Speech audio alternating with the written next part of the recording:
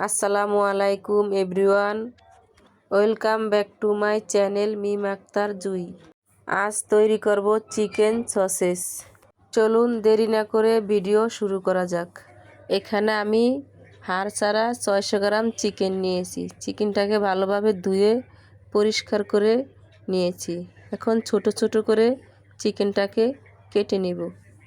চিকেনটা কাটা হয়ে গেছে। এখন ব্লেন্ডার জগে দিয়ে 1 মিনিট মতো ব্লেন্ড করে নেব। চিকেনগুলো 1 মিনিট মতো ব্লেন্ড করে নিয়েছি।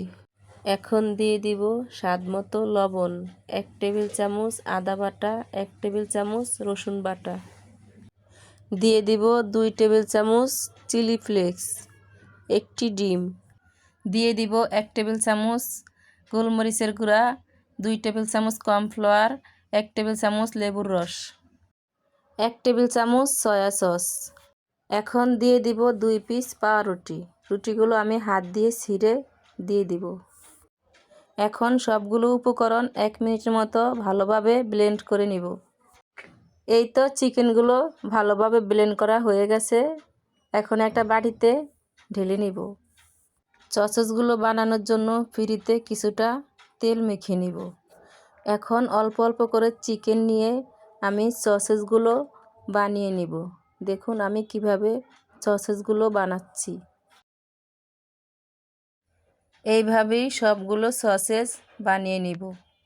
সসেসটা আপনারা আপনাদের পছন্দ মতো যে কোনো শেপেই বানিয়ে নিতে পারেন। এখন সসেসগুলোকে আমি ফয়েল পেপারে দিয়ে মুড়িয়ে নেব। ঠিক এইভাবেই আমি সবগুলো সসেসকে বানিয়ে নিব। হয়ে গেছে, এখন সিদ্ধ করার পালা। চুলায় আগে থেকেই কড়াই বসিয়ে 3 কাপের মতো পানি দিয়েছি। পানিটা বলক এসে গেলে এখন একে একে সসেসগুলোকে দিয়ে দিব।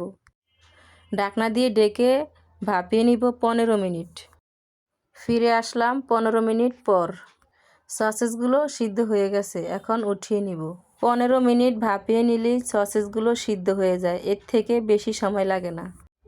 এখন সসেসগুলোকে ঠান্ডা হয়ে আসা অবধি রেখে দিব 2 ঘন্টার জন্য। সসেসগুলো ঠান্ডা হয়ে গেছে, এখন ফয়েল পেপার থেকে খুলে নিব একে একে সবগুলো।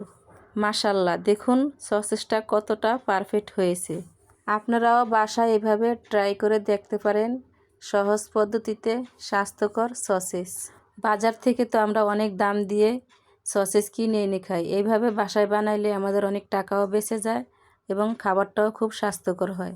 এইভাবে সসেস বানিয়ে আপনারা ডিপ ফ্রিজে সংরক্ষণ করতে পারবেন 3 মাসের মতো। তো আমার এই চিকেন সসেসের রেসিপিটা আপনাদের কেমন লাগলো? ভালো লাগলে লাইক, কমেন্ট, শেয়ার করবেন। এরকম নিত্য নতুন ভিডিও পেতে আমার চ্যানেলটিকে সাবস্ক্রাইব করে পাশে থাকবেন। আজকের মতো এখানেই বিদায় নিচ্ছি। আল্লাহ হাফেজ।